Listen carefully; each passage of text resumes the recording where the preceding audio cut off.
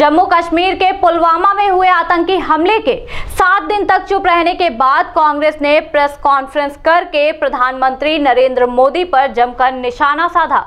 कांग्रेस प्रवक्ता रणदीप सुरजेवाला ने कहा कि जब 14 फरवरी को दोपहर में पुलवामा में आतंकी हमले में हमारे 40 जवानों की शहादत हुई तो पूरा देश शोक मना रहा था।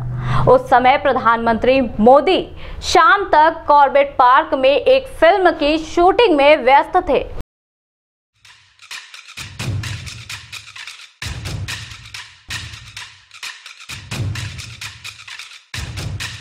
पुलवामा हमले पर अब राजनीति शुरू हो गई है। कांग्रेस प्रवक्ता रणदीप सुरजेवाला ने पीएम मोदी पर जमकर हमला बोला। उन्होंने कहा कि पुलवामा में 3:10 पर हमला हुआ और प्रधानमंत्री नरेंद्र मोदी शाम 6:10 तक शूटिंग कर रहे थे, जबकि देश हमारे शहीदों के टुकड़े चुन रहा था और पीएम मोदी अपने नाम के नारे लगवा रहे थे।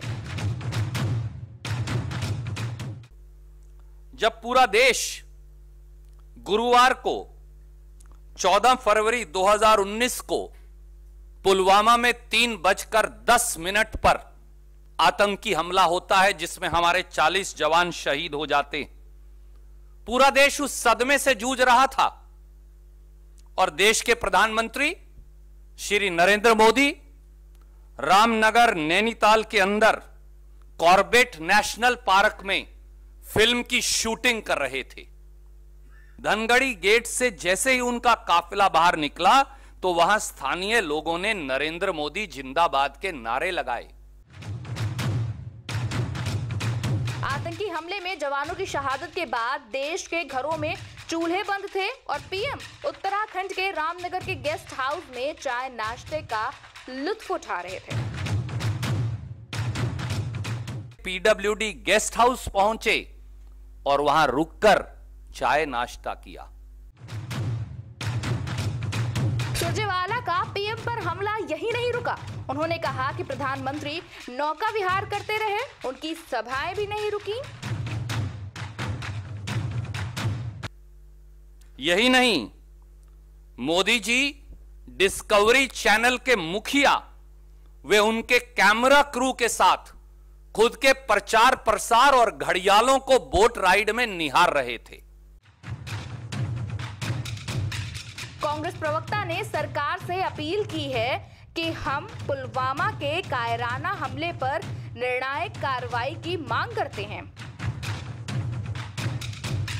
पूर्व प्रधानमंत्री इंदिरा गांधी के कार्यकाल की बात करते हुए उन्होंने कहा कि इंदिरा गांधी ने न केवल बांग्लादेश को आजादी दिलवाई बल्कि नियाजी को 91,000 पाकिस्तानी सैनिकों के साथ समर्पण करना पड़ा था। श्रीमती इंदिरा गांधी और देश की सेना ने 1971 में पाकिस्तान को करारा जवाब दिया था। न केवल इंदिरा जी ने बांग्लादेश को आजादी दिलाई बल्कि पाकिस्तान के तत्कालीन lieutenant general Amir Abdullah Khan Niazi को 91,000 पाक सैनिकों के साथ ढाका में भारत के eastern army commander lieutenant general Jagjit Singh Arora के सामने समर्पण करना पड़ा था। पाकिस्तान को इंदिरा गांधी ने धूल चटाने का काम किया था। रणदीप सुरजेवाला ने मुंबई के 26/11 हमले की बात करते हुए बीजेपी को निशाने पर लिया। उन्होंने कहा कि तब तो बीजेपी ने कांग्रेस पर बड़े आरोप लगाए थे, लेकिन पुलवामा हमले पर हम सरकार के साथ हैं अगर वो कार्रवाई करे। 17 फरवरी को असम की एक रैली में अमित शाह जी ने पुलवामा हमले पर राजनीति करते हुए कहा कि उनके बलिदान व्यर्थ नहीं जाएंगे क्योंकि केंद्र में कांग्रेस नहीं मोदी जी का शासन है। अमित शाह जी क्या आप भूल गए कि पाकिस्तान को हर बार 1947, 65 और 71 में क्या धूल कांग्रेस की सरकारों ने नहीं चटाई थी? कांग्रेस पार्टी और पूरा देश सेना और शहीदों के परिवारों के साथ है और इस बर्बर आतंकी हमले के मुजरिम उग्रवादियों के खिलाफ निर्णायक कार्यवाही की मांग भी करता है।